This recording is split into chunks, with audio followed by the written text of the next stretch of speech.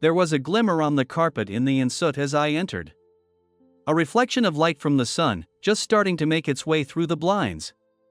It didn't blind, it just attracted my attention. I looked down to see what was there. I was barefoot and didn't want to step on glass or anything. Caroline hadn't mentioned that she had dropped anything in the bathroom, but who knew? I didn't see it at first, as without the light shining on it, it was almost the same color as the carpet, but finally I found it. A tiny circle of foil had fallen on the floor, and had reflected the light into my eyes as I had come into the bathroom. I picked it up. It was the backing of a strip of pills, the little circle of foil that gets pressed out when you pop a pill out of the strip. Most times it stays attached to the strip, but occasionally, as in this case, it separates and falls to the floor. I examined it. On one side it was blank, but on the other side it had a marking. Tuesday. Since it was Wednesday, I presumed that had meant Tuesday, yesterday's pill. That meant that the pills had to be taken daily. I knew I wasn't taking any medication. I was 35 and fit as a flea, and so was my wife, Caroline. We had both recently undergone our yearly medicals and were both pronounced fit and healthy, so why was there a pill cover in my bathroom? I knew there were a number of pills that you had to take daily, but the one that sprang immediately to mind was the contraceptive pill. Caroline was not on the contraceptive pill, or at least I thought she wasn't, since I had had a vasectomy 2 years ago following the birth of our second and last child. She had had no trouble with cramps or period pain, being one of the lucky women that sailed through her monthly with no trouble whatsoever. So why the pills? I had to admit that my first thought was that she might have some kind of illness that she didn't want to tell me about. My thoughts went to very dark places for a few minutes, but once again I remembered the physicals, and the fact we had shown each other the reports. We were both clear. If the little circle of foil was in here, then it was likely that the tablets were in here too. I closed and locked the door. Caroline was still in bed, and I began to search. It took me some time to find them, but I did eventually. They were buried at the bottom of a box of tampons, in an aspirin box. When I pulled the strip of pills out, I recognized them immediately as the one she used to take before I had my snip, and even before that, between our kids while we were not trying. Why was she back on the pill? I had only one answer available to that question. She was having sex with someone who could possibly make her pregnant. She was cheating on me. Caroline and I had been together for 9 years. I had just finished university, training as an engineer, and she worked as a PA. We had met in a bar, and although we hadn't exactly hit it off immediately, there had been enough of an interest for her to accept my invitation to dinner. Caroline was tall, just about an inch short of my 5'10". She was a former athlete and maintained an athletic physique, with a lean frame and a small chest. Her ass, by far my favorite part of her, was to die for. We had courted for about a year, and then we got married when I was 26. Our 2 children were 5 and 2, and I had had the operation to prevent any further accidents. 2 was our limit. We had the perfect set. James came first and then Sonia later on. I had the perfect family, or so I thought. Caroline had returned to work, having taken maternity leave for each of the children, loath to leave a job she loved. We had an au pair, who came in to look after the children during the day, and then went home at night. She was costing almost as much as Caroline was earning, but Caroline didn't care about that.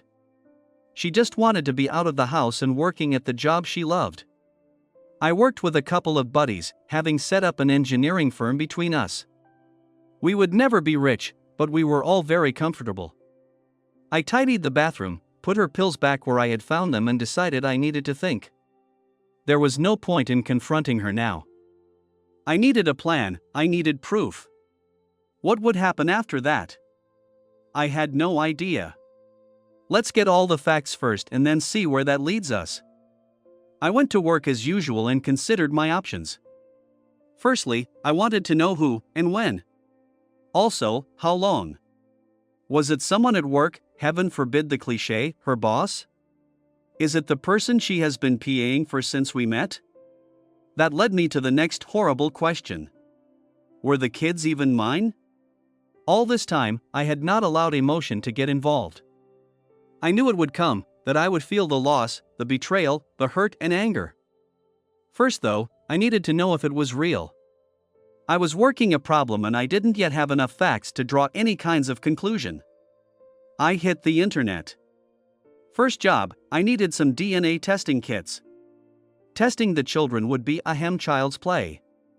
I often put them to bed before Caroline got home so that could be done easily. I also ordered some surveillance equipment. A couple of small voice recorders that I could secrete in her car and her bag, and a few tiny cameras that I would hide around the house. I doubted she was doing it there, given the au pair and the fact she was rarely there when I wasn't, at least I didn't think she was. I needed access to her phone. I knew of a cloning tool that I could basically get a copy of her phone, receive all her messages and emails, and even listen in on her calls. I needed to buy another phone for that purpose. It took a few days for everything to arrive. During that time, I watched carefully. Caroline did nothing out of the ordinary. Our sex life was pretty standard, once or twice a week, usually at the weekend when we were both lay in bed late. I never smelled anything suspect on her, nor did she ever dive into the shower as soon as she got home. Nothing had changed. So, either she wasn't having an affair, or she was exceptionally careful, or she had been having an affair for so long that it had become second nature. Friday morning the packages arrived. I had had them sent to my office, so there would be no questions. I had the DNA kits, the voice recorders, several cameras, and the mobile phone and cloning kit. I was ready to go. That afternoon, I left the office early. When I got home, the au pair was just feeding the kids their dinner, prior to getting them ready for bed. I left her to that task while I went and hid the cameras. One in the bathroom, one in the living room, and one in the bedroom with a good view of the bed. I heard the children splashing in the bath and went to help get them ready for bed. I took Sonia and left the au pair with James. I swabbed Sonia's cheek and pocketed the swab. Then I laid her down and read to her until she dozed off. James was still awake when I looked in, the au pair still reading to him. I offered to take over and let her go home, and she gratefully accepted. His swab took no time at all, and less than 20 minutes later he too was fast asleep. I packaged the swabs up, along with a swab taken from my own cheek, and placed them in the mailbox. The postman would take them in the morning. The service promised that the results would be available online within 48 business hours. So, Wednesday latest.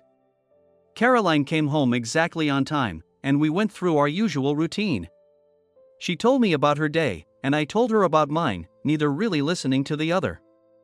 We ate dinner and then she went for a shower. I took that opportunity to plant the recorders in her car and bag and clone her cell phone. I checked the clone to see if there were any incriminating texts or emails, but there were none. Either she was extremely careful, or she was not cheating. I couldn't make my mind up. The weekend passed as it usually did. We had sex on both mornings, before the kids woke. It had become almost a ritual, almost even a chore. I went down on her until she came, then we fucked until I came. If we managed it all the way to the money shot before one or other of the kids woke up, we counted that a win. It was about a 50% hit rate. Since she always went first, she nearly always won. She had no calls or texts over the weekend, and since we spent all our time together, I had no opportunity to see if she was taking the tablets, although I did check the strip, and the relevant days were going missing. Since there was only her and I in the house over the weekend, and I wasn't taking them, it was a fair conclusion that she was.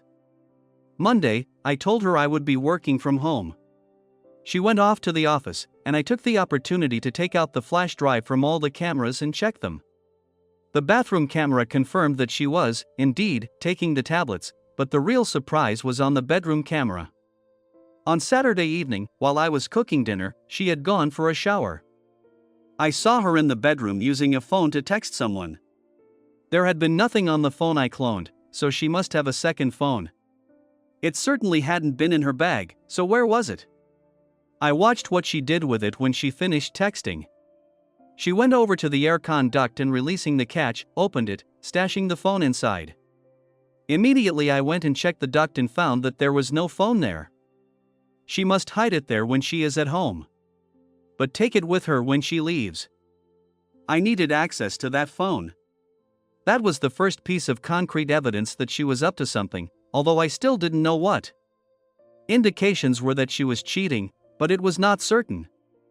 I watched the footage of her getting dressed that morning and saw her remove the phone from the aircon unit and slip it into her bag before leaving for the day. I needed that phone. That night when she came home, I watched her carefully. She carelessly dropped her bag in the hallway and continued with her usual nighttime routine. After dinner, she went for a shower and I looked in her bag. The phone was not there. She must have taken it with her and hidden it in the aircon unit when she went up. What she didn't realize, or didn't care, was that the other side of that vent opened into Sonia's room. Quietly, listening for the shower, I crept into my daughter's bedroom and opened the vent from her side. There was the phone. I grabbed it and took it to my office, cloning it to the new phone in a matter of a couple of minutes. I returned it and had just about closed the vent when I heard my wife come out of the shower. I went and sat by Sonia's bed and was stroking her hair when my wife came in. "Something the matter?" she asked quietly. I shook my head. "I like to come and sit with one or other of them from time to time," I whispered. "Just to remind myself how lucky I am to have two such wonderful kids." She smiled. "You old softy," she said. "Come on, let's go before you wake her." I didn't get to look at the clone of the phone until the next day. That was when my world collapsed. The sound of the intercom from my secretary failed to penetrate as I sat in my office chair staring at the clone phone, tears streaming down my face. Eventually she must have gotten tired of trying and she knocked briefly before entering my office. She poked her head around the door and saw me. Michelle, my secretary, was a no-nonsense woman who dressed far older than she was. I would put her at somewhere between 30 and 40, she was slim with red hair and green eyes. She always dressed conservatively in clothes that wouldn't have been out of place on someone much older. Our relationship had always been 100% professional. I had never even so much as raised an eyebrow in her direction, although I had seen the result when someone did. It wasn't pretty. I had had to have words with one of my business partners, who was known as a bit of an office Lothario. He had been flirting with her, since he couldn't stand the thought of a woman that wouldn't fall for his charms. She had told me in no uncertain terms that if he didn't quit, she would, and would sue the company not only for constructive dismissal but sexual harassment. She told me that the only reason she hadn't already done so was that I had always treated her with respect and had never done anything I shouldn't. My business partner was incensed and wanted to sack her immediately. He gave us an ultimatum. Either she went or he did. And that was how I ended up owning 60% of the company instead of the 40% I had started with. I was one partner down. On seeing me, Michelle immediately withdrew, obviously to deal with whatever it was she had been trying to call me about. I heard voices in my outer office, and then it went quiet. Michelle returned to my office, closed and locked the door. Then she came over, and pulling the chair from around the other side of my desk, sat facing me a couple of feet away. She pulled some tissues out of that place where women always seem to have a supply, and handed them to me. I took them blindly and began to wipe at my eyes. "Tell me," was all she said. I showed her the phone. There were text messages to and from Caroline. The other party wasn't identified, no names were used, but they told a tale of clandestine meetings and sex that seemed to have been going on forever. Whoever it was knew her well, spoke about things that only I should have known about, the little mole on the inside of her thigh, the cute little squeak she made when she came. There were other details that only a lover would know and not just a casual lover. A long-term lover. I was never mentioned in any of the texts, it was as if I didn't exist. There was no "is he out of the way," or "he said or did this or that." I was just absent. Not even an afterthought. "Do you know who?" she asked, still all business. I shook my head. "How did you find out?" she queried. I told her about finding the little silver tab on the bathroom floor, then the pills. The tale just poured out. All the time I spoke she just sat and looked at me. I realized after a while that she was holding my hand. That was the first time, I thought, that we had ever actually touched. "You need more information," she said. "The DNA for the children will be back on Wednesday. Can you hold it together until then?" "I don't know," I said. She nodded. Our manufacturers in Portland need to see you urgently, she said. I have you booked on the next flight. You'll be back on Thursday. I can't think about that just now, I said. That's what you are going to tell Caroline, she said. She took my phone and tapped out a text message and sent it to Caroline. There's been a mess up in Portland, have to go and sort it out. Be back Thursday, love you. There was an almost instant reply. Okay, let me know you get there, okay, see you when you get back. She looked at the phone for a second, her lip curling, then gave me back my phone and took out her own. Lorraine, she said, Michelle. Yes, thanks. You free this afternoon anytime? Perfect. See you then. Go get yourself cleaned up, she said to me, all business. The tone of voice and the fact I was almost trained by her to do as she told me, in the office, meant I did exactly that. It was actually good not to have to think. To defer decisions and plans to someone else. When I came out of the bathroom, she was holding my jacket. Where are we going? I asked. You have an appointment with an old friend of mine, she said. I just went along. Lorraine, it turned out, was Michelle's best friend, and also a divorce lawyer. She had apparently handled Michelle's divorce when she had found her husband dallying with one of his co-workers. Michelle explained the situation to Lorraine while I looked on, almost in a fugue state. It wasn't happening to me. Lorraine had obviously seen this many times in her career. Once she had as many of the facts as we had, she brought her attention to me.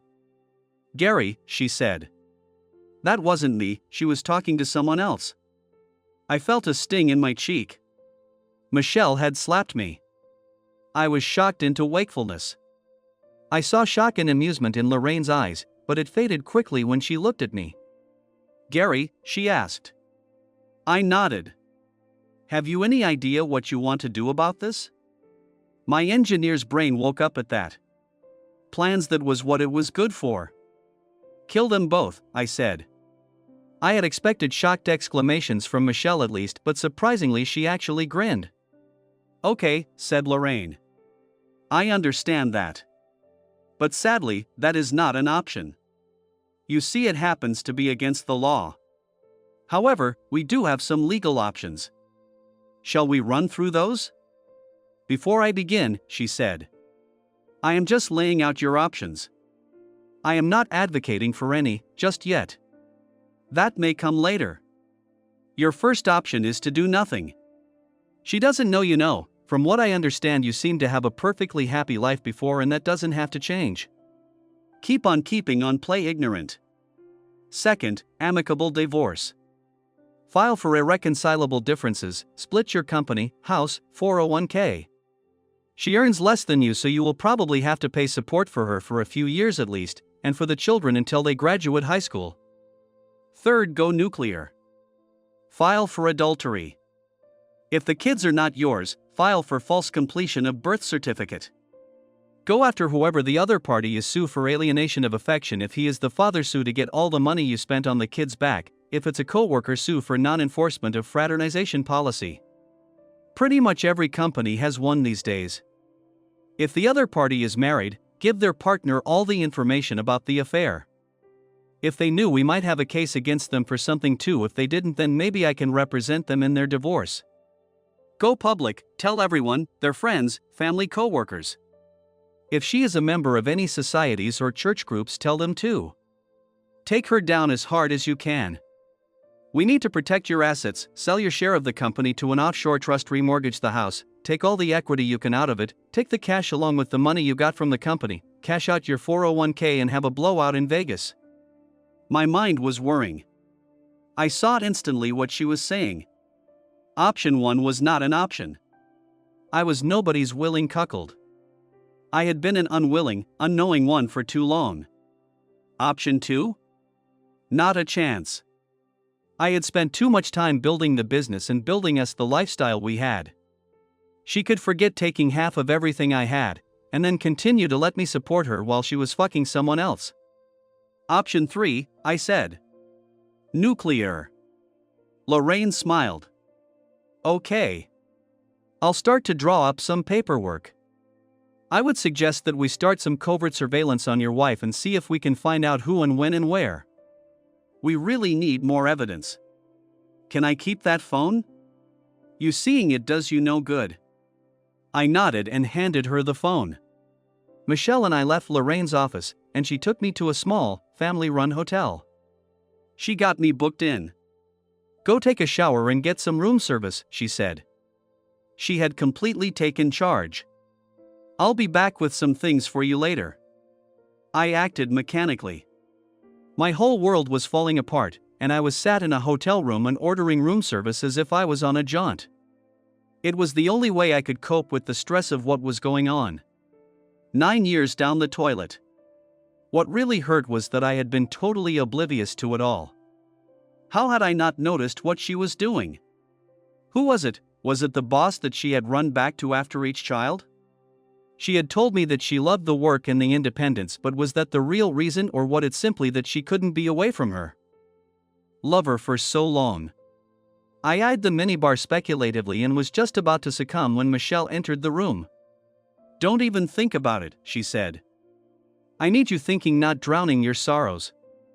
You need to plan, and you cannot do that if you are looking at the world through the bottom of a bottle. Plan? I asked, morosely. I tried that. I had a plan, and it was a good one. I had a loving wife and 2 gorgeous kids, and now look where I am. I have a slut for a wife and don't even know if the 2 kids even belong to me. I am the world's biggest cuckold. My entire life has fallen apart and you want me to plan? She looked at me for a few moments. I waited for her to say something, maybe to commiserate with me, maybe even give me a hug. Then she looked at her watch. Okay, she said, all business. Pity party is over. How many times when we were building the company did you hit a roadblock? Did your plans fail? What's that got to do with? How many? She insisted. I don't know, I said. A whole bunch. There was a time when the patent office lost the application for the patent on the inversi thread, and we got beaten to that deal by Headingley's. There was a time when the bank tried to foreclose on us early because they were being brought under pressure. There was the time. Okay, she said. At what point in all those times did you sit down and put your head in your hands and give up? That was different, I said. Why? She asked. What was so different about those times? I had something to fight for then, I said. I had a family who was depending on me. I had. You have a family now, she said, who are equally dependent on you. And it's much bigger than the family you have at home. There are 141 people, and their families depending on you to pull through this. None of your partners are capable of keeping the company afloat. You are all engineers, but of the 3 of you, you are the only businessman. If you go down, the company goes down. You think that bitch gives a flying fuck about the families dependent on your company? If she gets half, she will sell it off to the highest bidder, and you will lose control of the business. You know who will buy, and Headingley's will then own everything you have worked for. Is that what you want? I stared at her. She was right. I had worked for too long and too hard to let it all go to whoever gave that horrible wife of mine the most money. I needed to get everything in order, so I could secure mine and my family's future. If the kids were mine, then I would make sure that they were taken care of, but as for Caroline, well, she had made her own bed, and she could fuck whoever she felt like in it. I could grieve for that particular relationship once I was certain everything else was in order. My fog lifted, and powered by anger and determination, I sat down with Michelle and began to make plans. I was going to secure the future of the company and look after the only family I had left. It was at the point that I made that decision that everything clicked into place. The hurt was gone, the indecision was gone. I didn't have any doubts. Michelle saw the change in my expression and nodded in satisfaction. That's the Gary I need now, she said. The one who knows how to plan for the future.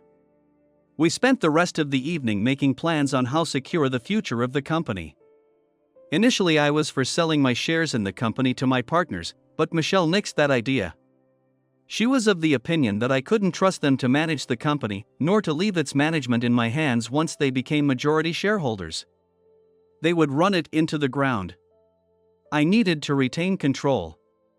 In the end, we decided that we could set up an offshore trust, to which I would sell the company at market rates. I would then be retained by same trust as CEO at minimum wage. I would be earning next to nothing. Since the trust was offshore, the courts would have no jurisdiction over its records, so the owners of the trust would not be known.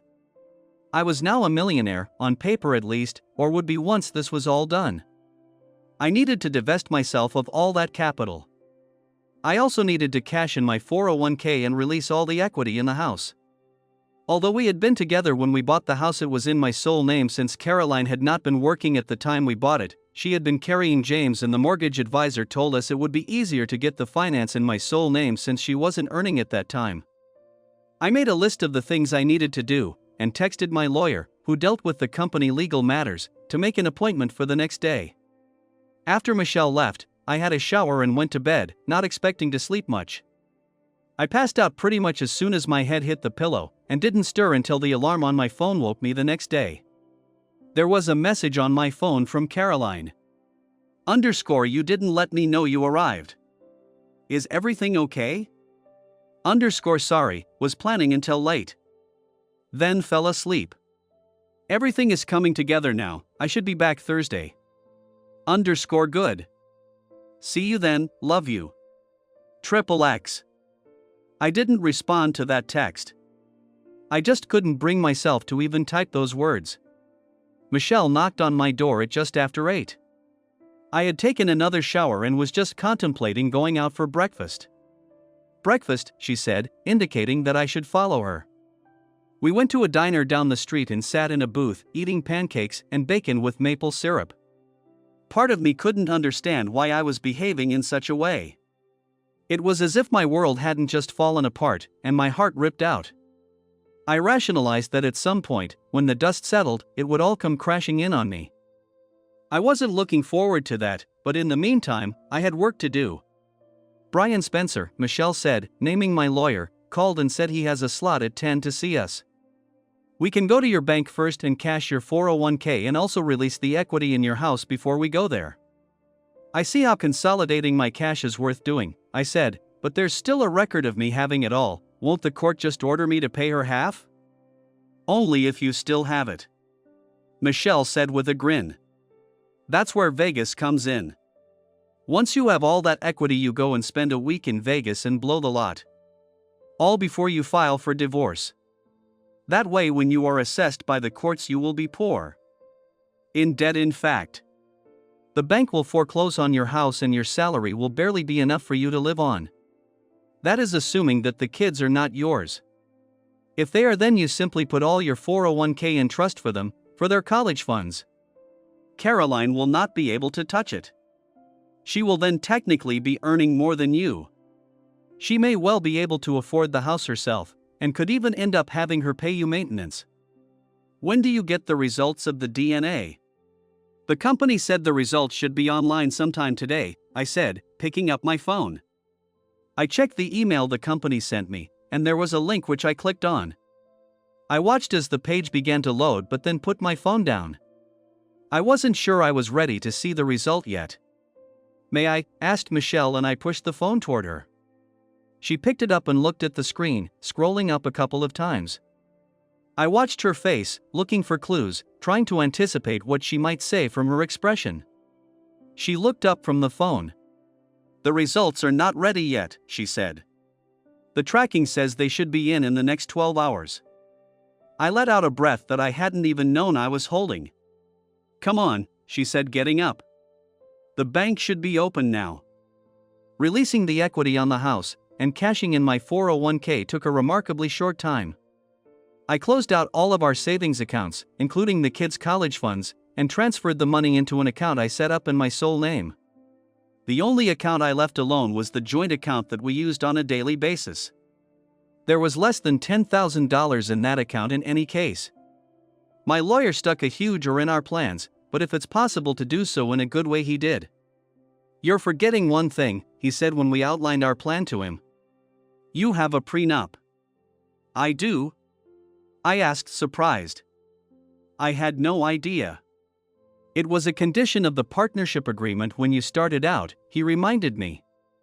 All partners had to have a prenup that would protect the company should any relationships break down. It only covers the company, but she has no claim at all on any company assets. For the purposes of the divorce, you are an employee of the company, and therefore at best she can claim against your salary and 401k. That's all. What I would suggest, he said, and I mean no disrespect to your divorce attorney's plan, is that you use all the capital you released from the house and your 401k and invest in the company. Buy out one of your partners. I know that Robert has been hinting at wanting to cash in. You don't have enough to do it, but you could take a loan out from the company pension fund to make up the difference. The payments will be taken from your salary, which will mean that your income will be much less when you are assessed for assets, and since everything else will be tied up in the company, it's untouchable. Your credit rating will take a hit when the bank forecloses on your house, and you'll lose half of whatever is left in your bank, but other than that she'll get nothing. We can make your salary less than hers, so she might even end up paying you support. What would I have to live on, I asked, if all my salary is tied up in loan payments? I will still need to have somewhere to live and to eat. Not to mention I still have 2 kids. I paused, at least I think. Let's wait to see about the children, he said. Have you decided what to do if they aren't yours? Are you still ing to be in their lives? I don't know, I said. It's too horrible a thought to consider. I'll have to wait until I know for definite before I make those kinds of decisions. Don't forget the other parts of your other attorney's plans, he reminded me. I'm prepared to bet you will get enough in a settlement against her company that you can pay off the loan and go back to earning your full salary once it's all done. Not to mention claiming back expenses from the children's father if they prove not to be yours. Since that will happen after the divorce, it will not be considered as part of the settlement. Can you approach Robert for me and see if he is interested in selling? I asked. I'm not sure I'm capable at the moment. He nodded. I'll call him and then let you know. We shook hands and left his office. I was relieved as we walked out of the building. Plans were starting to come together, which always gave me a sense of immense satisfaction. Then I remembered why we were making the plans. My relief disappeared and I felt a hollow ache in my chest. We were sat in the diner having lunch when I dared to look at my phone again. Once again, I couldn't bring myself to do more than click on the link in the email before I passed the phone to Michelle. Again, I watched her face waiting for the reaction to tell me whether I was a father or not. I'm so sorry, Gary, she said gently. That was the most unbusinesslike I had ever seen her. She passed me the phone and I read the results for myself. Neither of the children were biologically mine, although they did have the same father, it just wasn't me. The double blow of losing both my children was superseded by the rage I felt at the betrayal. Not only had she passed the 2 children off as mine, but she had also convinced me to have a vasectomy, meaning that I couldn't now father children of my own. Gary! Michelle snapped, bringing me back to myself. Now is not the time, nor is this the place. Hold it together. We will get through this, I promise. I took several deep breaths, pushing my rage down. I'd really wanted to do someone some severe physical damage. I'd even considered hiring a hitman and having the bastard that had sired the children that were supposed to be mine killed. Michelle took control once again and led me out of the diner. Lorraine called, she said. She wants to see you. We headed for Lorraine's office. Lorraine looked dour when we entered her office. I have a preliminary report from the PI, she said. Apparently Caroline didn't waste any time. A man came to your house last night and stayed the night. We couldn't see inside. I have cameras set up inside the house, I said. I can go swap out the flash drives and we can see what went on. Okay, she said. Go do that now, and then we can plan.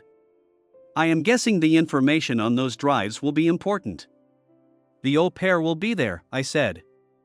I can't go back. I am supposed to be out of town on business. Lorraine checked her phone. The au pair is at a play center with Sophie and James, she said. I'll keep an eye on her and let you know if she leaves. My house was about 30 minutes drive from Lorraine's office, and Michelle drove fast. We got there without incident, and I swapped out the flash drives. I took a quick look around the house, but saw nothing untoward. We then returned to Lorraine's office. We checked out the flash drives. I chose not to watch the one from the bedroom. I didn't need to see what went on in there. I identified the man concerned as soon as he walked through the door. As I had suspected, it was her boss, the man she had been working for all the time we had been together. Bill Wainwright. The thing that nearly undid me was what happened when he arrived at the house. First, he had his own key and let himself in. When he arrived, James looked up and saw him. "Daddy Bill," he exclaimed and ran to hug him. That undid me. I broke and began to sob. I couldn't watch anymore. Lorraine looked on as I broke down. Michelle, for the first time ever, put her arms around me and held me while I cried. It took some time, but eventually I pulled myself together. "You want to take some time?" asked Lorraine, and I shook my head. The pain had receded somewhat, and the anger was re-establishing its hold. "What's next?" I said. "I already have a copy of the employment terms and conditions at your wife's firm. There is a non-fraternization policy, so you have a case against the company for breach of that. Since the person your wife is fraternizing with is a senior executive of the firm, there is no way that the company can claim that they didn't know what was going on." We explained to Lorraine what my company lawyer had told me and his advice. She broke out in a huge grin. She picked up the telephone and called him, asking him for copies of the prenup, and he emailed them to her. "This is just too perfect," she said, reading the prenup. "Scrap everything I said before. Your boy's plan is exactly right. If your partner wants to divest, then buy him out. Sink everything you have into the company, and that immediately puts it out of her reach. We can go after her company for non-enforcement, him for alienation of affection, her for false declaration on a birth certificate, and both of them for money spent on the children so far. The deductible on the medical bills for the births alone is a sizable sum. It all depends on whether Robert wants to sell out," I said. "I guess we have to wait until he comes back with an answer." Michelle dropped me back at the hotel and I went up to the room. I was just about to sit on the bed when there was a knock on the door. I opened it to find her standing in the hallway. "Come on," she said. "You can't stay here." "What?" I asked. "Why?" "Because you need not to be alone," she said. "You'll only brood or attack the minibar. I want you where I can keep an eye on you." While she had been talking, she had packed up my few things. She grabbed my arm, guiding me out of the room, then checked me out and took me to her car. "Where are we going?" I asked, finding I didn't much care. "My place," she said. "I have a spare room you can use." "But," I began. She turned her head and gave me her look. I shut up. I had never been to Michelle's house and was surprised to see that it was almost the same size as mine. Ours was over 2 levels, whereas hers only had a single floor. She showed me to a room with an ensuite. "Shower and change," she ordered. "Dinner in 30 minutes. We ate dinner in silence. I'm guessing it was good, but I didn't really taste it. My mind was preoccupied with a maelstrom of thoughts that just wouldn't settle. I was in a rage, but couldn't find the energy to express it. I was devastated, but couldn't find the energy to care. All I had energy for right now was to execute my plans. I was on autopilot, my destination set. I was just contemplating what to do after I had finished eating, when my phone rang. I winced, hoping against hope that it wasn't Caroline. It wasn't. "Hi Robert," I said listlessly. "Why?" was all he asked. Robert and I had been friends since university. We had trained together, and it was a project that we had worked on together that had given us the foundation to start the business. I had ended up with more of the company at first because I had more capital to invest than he did. "Caroline is cheating on me," I said in a wooden voice. "Has been all along." "All along?" he said incredulously. "You mean?" "Neither of the kids are mine," I told him. There was silence from the other end of the phone. So, you want to tie up all your assets in the company and hide behind the prenup? He asked. Either Brian Spencer, our lawyer, had explained, or he had a far better understanding of the partnership agreement than I did. I want to keep 5%, he said, and to stay on the books as a consulting engineer. I'll discuss the details with HR. The rest is yours. Okay, I said. I'll get Brian to draw up the paperwork. Gary, he said after a moment. I'm really sorry. I know it doesn't feel like it right now, but it does get easier. I promise. I've been almost exactly where you are right now, and it does get easier. It was only then that I remembered that he had got divorced about 4 years previously. I hadn't known the details, because despite being friends, he was a very private person. I just knew that it hadn't been pleasant. That was how he'd remembered about the prenup. He had used it himself. Next morning, Michelle woke me with a cup of coffee. Come on, she said. We've still got a lot to do. Our first port of call was to Brian Spencer, the company lawyer. He had already gotten all the paperwork together for my buyout of Robert, and we completed that entire transaction in under 30 minutes. I gave him everything I had taken out of the house, out of my savings and out of my 401k. I also had to take out a loan against the company pension scheme for the balance. Now, on paper at least, I was in debt to the tune of about $1 million. My salary was just about halved, as the payments were deducted before tax. Then we went to see Lorraine. I showed her all the paperwork from the business transaction and she was ecstatic. This is perfect, she said. I'll file the paperwork today. We should be able to serve on Monday if you want. We'll serve him, her, and the company simultaneously. Where do you want her serving? Wherever it causes her maximum embarrassment, I said. If you could do it via billboard at the Super Bowl, I'd happily pay for that. Lorraine laughed. We'll serve her at her office, she said. 10 a.m. Monday, provided the papers clear the courts before then. If I file them today, I should have them back sometime tomorrow afternoon. I nodded. Now what? I looked at Michelle. She was running things. Now, she said. We have 2 more stops before you go back to the office and pretend that you just came back from putting out a fire in Portland. Do you think you will be able to hold it together at home until Monday? I guess I'll have to, I said. Don't guess, she said. Tell me what you need to help you hold it together until then. I don't know, I said. Some good news? She smiled at me. Then let's go, she said.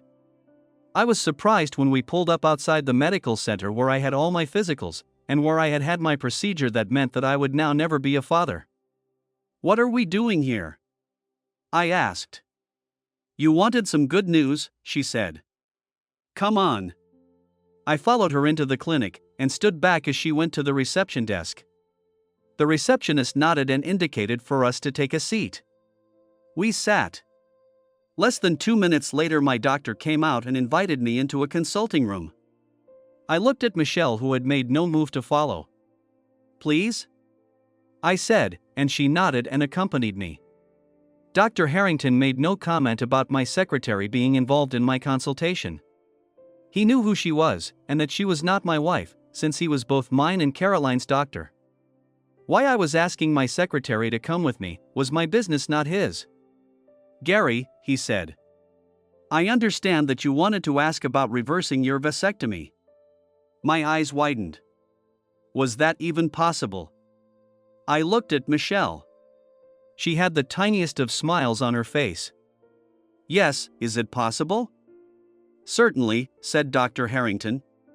Since your vasectomy was under 3 years ago, there is something like a 95% success rate for reversal. The operation is a little longer than the original procedure and involves a general anesthetic, but I'm confident that you will be able to father children again once we are done. Once again, my eyes filled with tears. I still had the chance at fatherhood.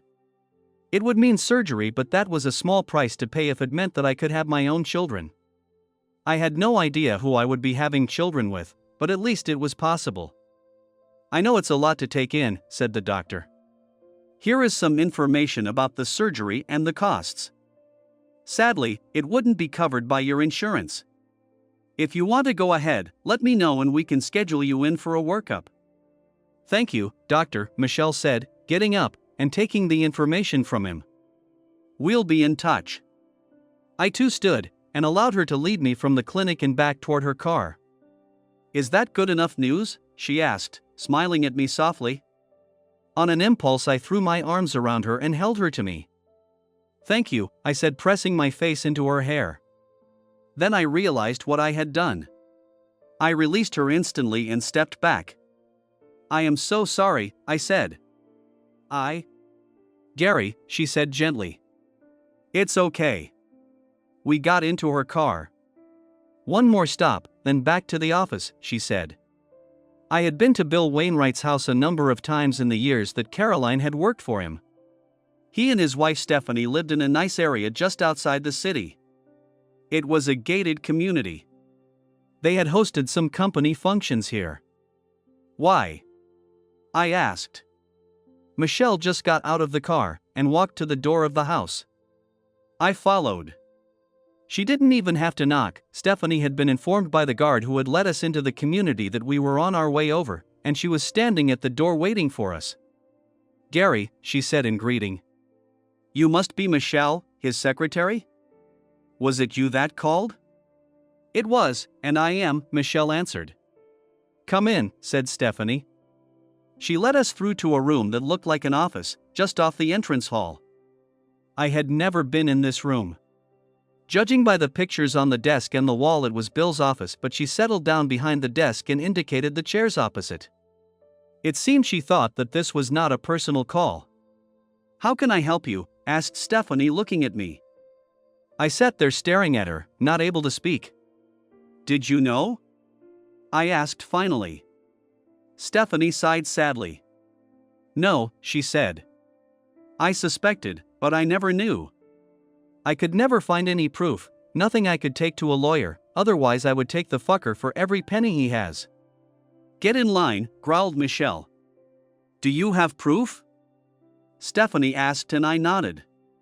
Proof that neither of my kids are mine, that they share a father. Video of him and Caroline at my house, of my son calling him D. I couldn't finish that sentence. A lump threatened to choke me and once again I was lost. Oh, Gary, I am so sorry, she said. I've suspected for years that he and Caroline were, but he was so careful.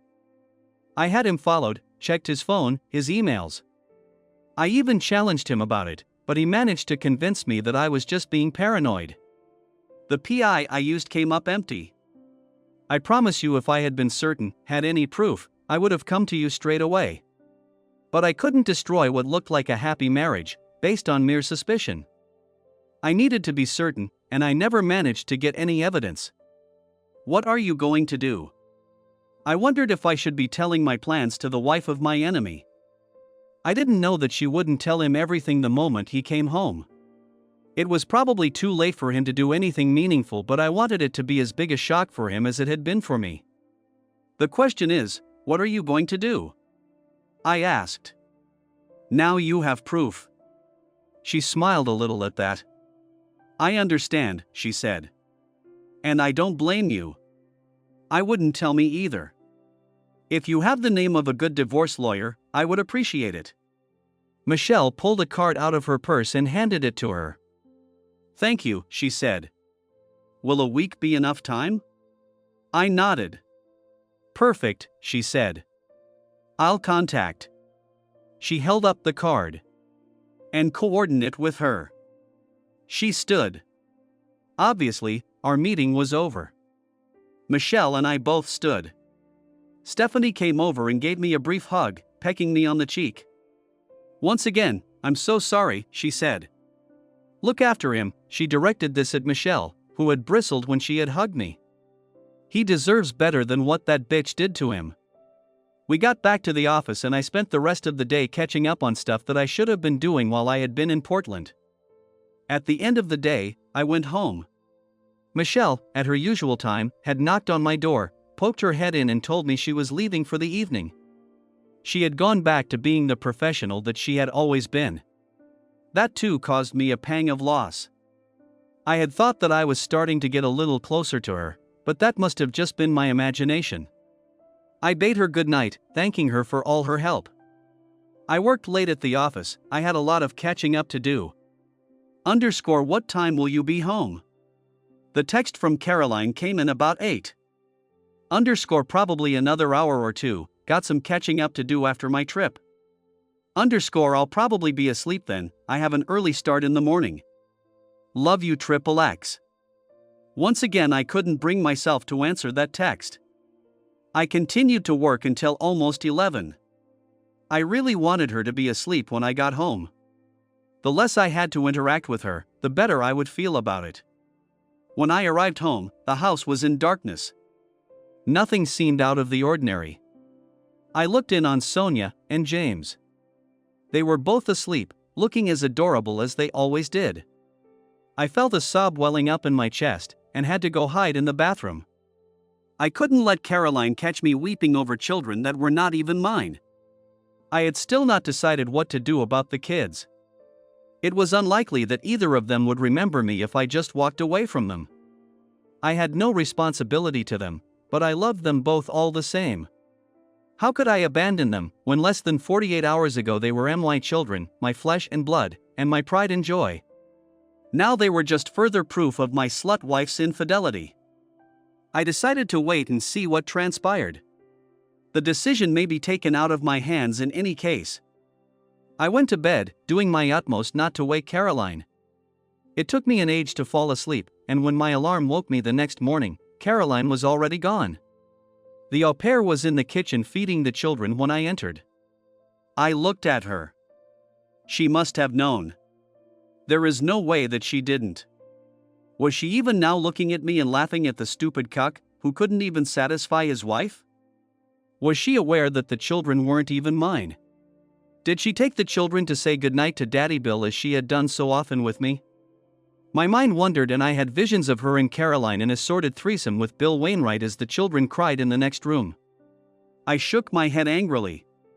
She knew, I decided. And come Monday I was going to take great pleasure in firing her.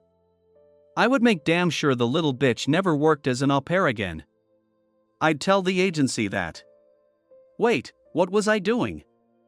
I was taking my anger out on someone who had little hope of doing right in that situation. Damned if you do, and damned if you don't. If she had told me, she would have lost her job. She could have left, I reasoned, but then she seemed also to have feelings for our kids whom she had been looking after since before Sonia was born. I was lashing out, but probably at the wrong person. I went to work. Michelle was already in the office when I arrived. It was as if the previous couple of days had not happened. She was all business, although I noted from my planner that she had cleared my day for what she had labeled marketing. I got settled in my office, and she brought in my morning coffee, as she had done every day for the 9 years she had worked for me. Then she sat down on the other side of the desk. It was only then that I noted that she had brought herself a coffee too. That was something she had never done before. Marketing? I asked. Since when do I do marketing? She grinned. It was quite an evil grin, and for some reason it gave me a RM feeling inside. We have to plan, she said, the last part of Lorraine's strategy. I looked at her, nonplussed. What? I said. Telling everyone, said Michelle. Her friends, family, church groups, volunteer groups, anyone and everyone she interacts with needs to be told how much of a slut she is and what she has been doing. That is not going to paint me in a very good light, I said. I'll be a laughingstock. Cuckold who can't even keep his wife satisfied, bringing up another man's bastards. You have to get your story out there, she said. If you don't, then Caroline will, and believe me, that will paint you in a far worse light than that of an unknowing cuckold. How about an abusive husband? Or someone who is abusing his kids? People will believe that shit, and when we go nuclear on her, she is going to hit back with everything she has got. Get your digs in first, and people will be less likely to believe any counter-accusations. There will be some that do, but you can't help that. Michelle put together a media pack containing all the proof we had about Caroline's infidelity. There was the PI's report, copies of the DNA report showing that I was not the father of my 2 kids. There were copies of the videos taken at my house, including the one showing James greeting Bill, and footage from inside the bedroom which I had neither seen nor wished to. Later that morning, I got an email from Lorraine. Apparently she had been provided a sample of Bill's DNA by Stephanie. She had had it run against the numbers on the DNA test I had gotten, and it seemed that he was definitely the father of both of the children. I paused. The children? I thought suddenly I wasn't thinking of them as my children anymore. We included this new information in the pack and got them ready for dispatch. They would be sent to Caroline's parents, my parents, Caroline's brother and sister with whom I was quite close. Electronic copies would be sent out to all her Facebook and LinkedIn contacts, along with anyone else I could think of to send them to. The ones to our immediate family I paid a courier company to deliver at 10 a.m. on Monday, which was the time that the balloon was due to go up. I only had to get through the weekend. I had a plan for how to do that too. Since I'm an engineer, it took me less than an hour to design and build a small device. It had a motor, and a timer and a battery. I could set it so that the motor would spin, creating a jarring vibration after a certain length of time. I went home on Friday night, and after the au pair had gone, secreted the device under Sophie's pillow. It would go off at 6 the next morning, which is around the time we would normally wake. It would wake Sophie, and therefore our weekend morning chore sex would be off the table. It worked perfectly. I was woken by Sophie coming into our room and climbing into bed with us. No sex for us then. I smiled to myself. I managed to keep myself busy for all of Saturday, doing all of the honey-do jobs that Caroline had been after me doing for months. When she commented on it, I just said that it was about time that I did them since she had been nagging me for so long.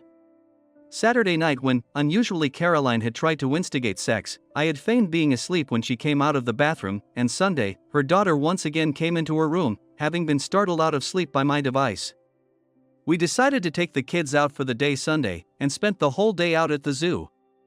There were a couple of occasions during the day when I looked at Caroline, the woman I had loved, the woman whom I thought had loved me, and the 2 children I had doted on thinking they were mine, and I nearly broke. I bit the inside of my cheek until it bled, trying to keep my emotions in check. But I made it through the weekend.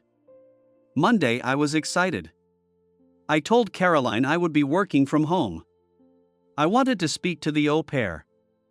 Caroline left for work at her usual time, poking her head into my office to say she was leaving. I pretended to be engrossed in an email and merely grunted in answer to her. I heard her car leave the garage and the door close. I looked at my watch. 8:15. The au pair knocked on my office door. She wanted to take the children to the play center, but I said no, they needed to stay at the house. That surprised her. I had never refused her before, but she merely nodded and went back to the children. I heard James get upset that he wasn't able to go, he had wanted to. Just after 9, Michelle arrived at the house.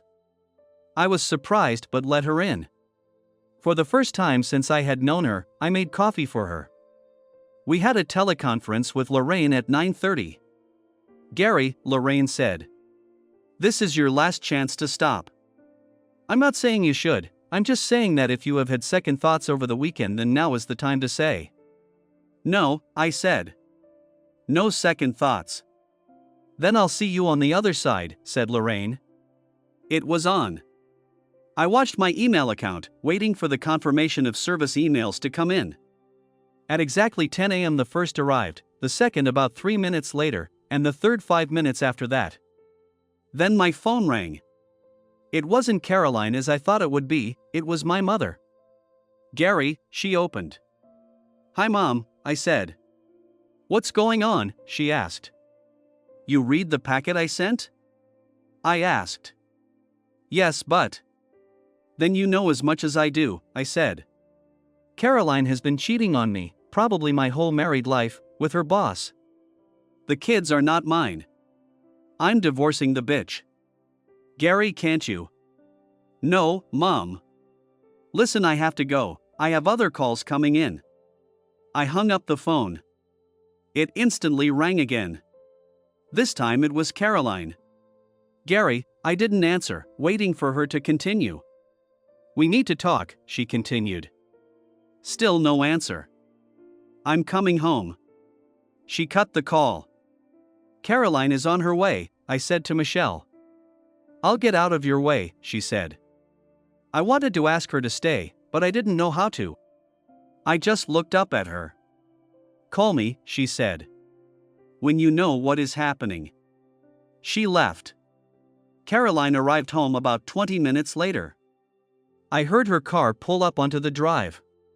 She didn't even bother to pull into the garage. I didn't know what to expect when she entered the house.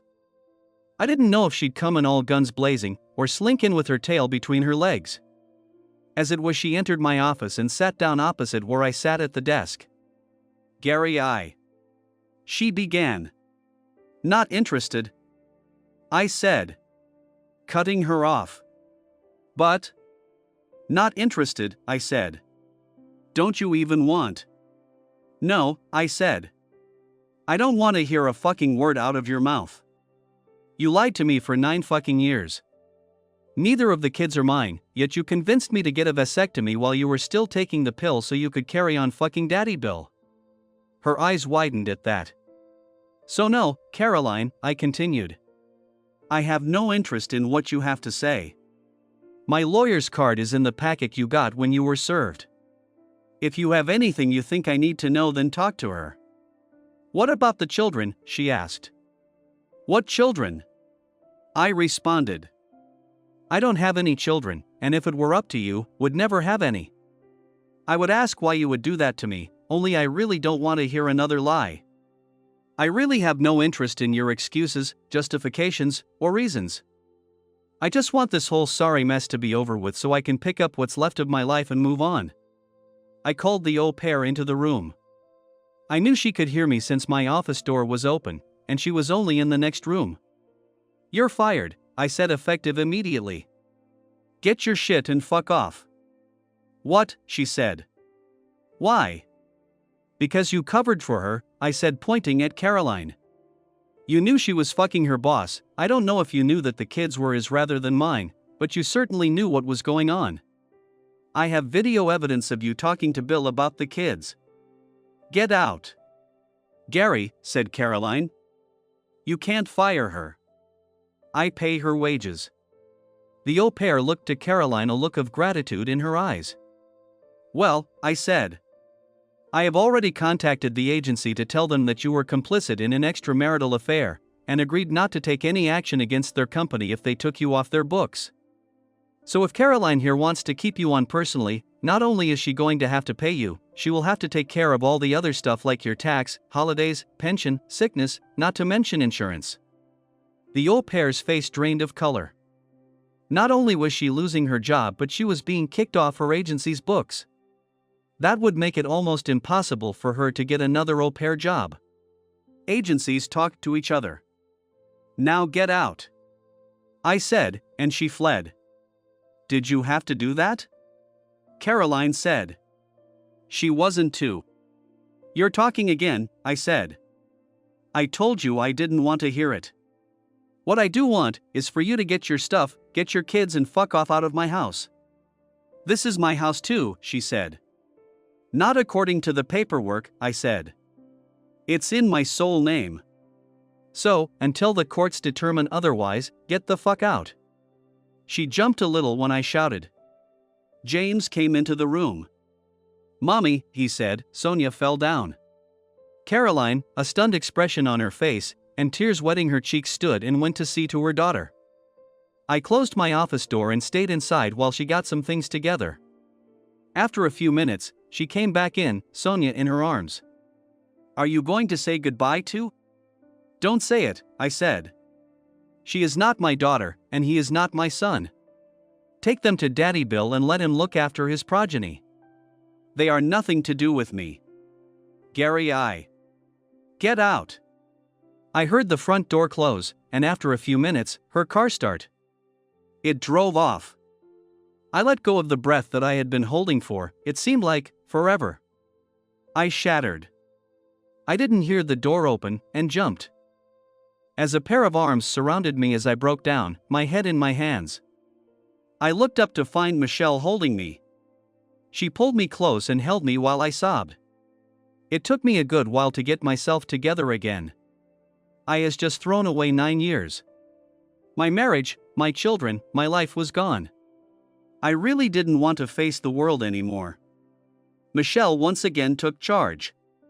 "Come on," she said. Lorraine said that it would take about 4 hours for Caroline to get an emergency occupation order. Since she has the kids, and this is the marital home. She'll be back. Do you really want to give her the satisfaction of being able to throw you out of your own home? We gathered some of my clothes, and all of my important paperwork together. I would have to figure out somewhere to stay, but I loaded up both mine and Michelle's car with my stuff, and left. Initially we went to the office, where I was served later that day. Lorraine had called me to expect service.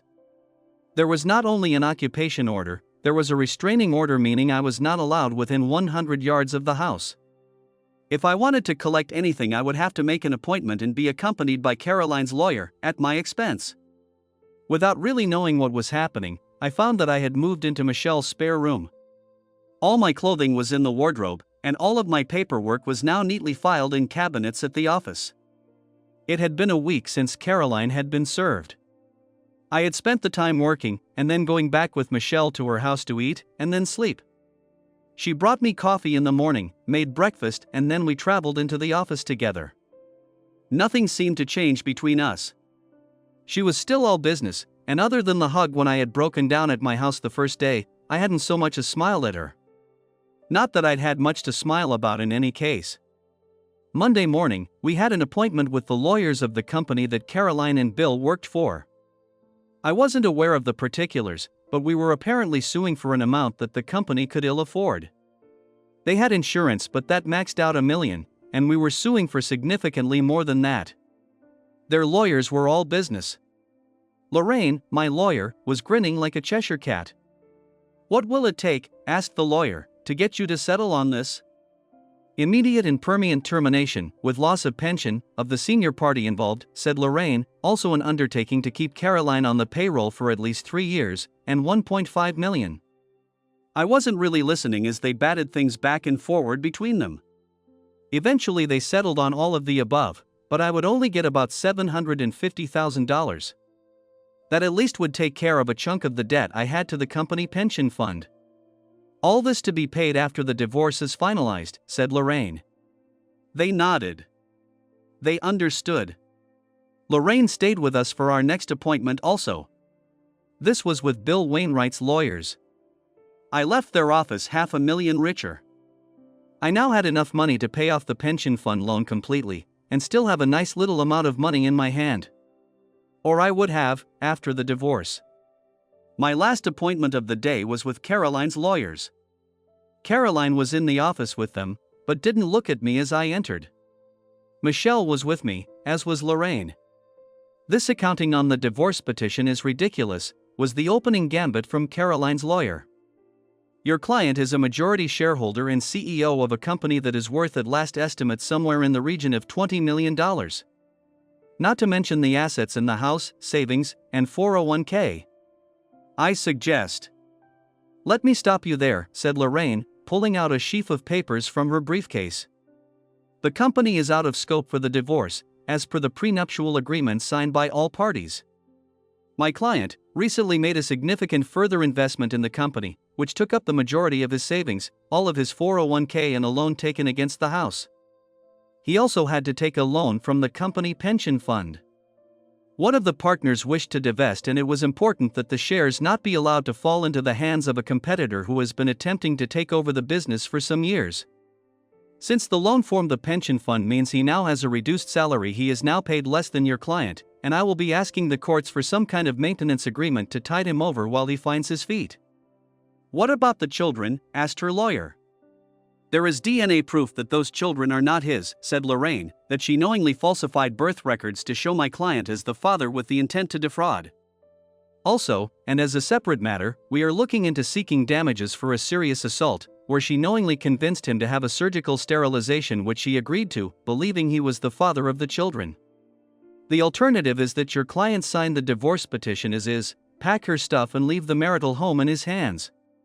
She will get half the joint account, the balance of which currently stands at $9,443.15. Her lawyer looked at the paperwork, at the prenup, and then at Caroline. For the first time, she looked at me. "Gary, please," she said. 9 years, I said. 9 fucking years. You lied to me for 9 years, day in, day out. You have nothing to say to me that I want to hear." Caroline looked at her lawyer and nodded. She signed the papers. I wasn't there when she moved out of the house. I just got an email from her lawyers to say that the restraining order had been rescinded, and the house was now mine. I could move back in at any time. I considered it, but decided against. Instead, I put the house on the market. It didn't quite meet the outstanding owed to the bank on it, but I made up the difference and the bank went away satisfied. 2 months later, and I was still living in Michelle's spare room. After our divorce, Caroline had moved in with her parents. Despite all the evidence I had provided, they were firmly on her side, and were not talking to me. It was no loss to me. For some reason, Stephanie had not divorced Bill as she had promised. I didn't know why, and I had no interest in finding out. Since he lost his job with the company, and his pension, they had had to sell the house in the gated community and had moved into a smaller apartment. Bill still had contacts and marketable skills, so he managed to find himself a reasonable job, and was making a living, although not the living he had been making. I didn't know he and Caroline were still seeing each other. I had not laid eyes on her since that day in her lawyer's office, nor was I interested in doing so. I was sat at my desk at work, when Michelle knocked and came into the room, not waiting for a reply. "Bill Wainwright is dead," she said without preamble. "What?" I said. "How?" "Apparently Stephanie caught him with Caroline again," she said. "She shot him." I sat back in my chair, a huge grin on my face. I tried to remove it, but was unable to. "Couldn't happen to a nicer guy," I said eventually. Michelle laughed. "Am I evil?" I asked her, "for being happy about it?" "Not at all," Michelle said. "That sleazeball got what he deserved. Oh, by the way, this was just delivered." She dropped an official-looking envelope on my desk. I looked at it with trepidation. We both knew what was in there.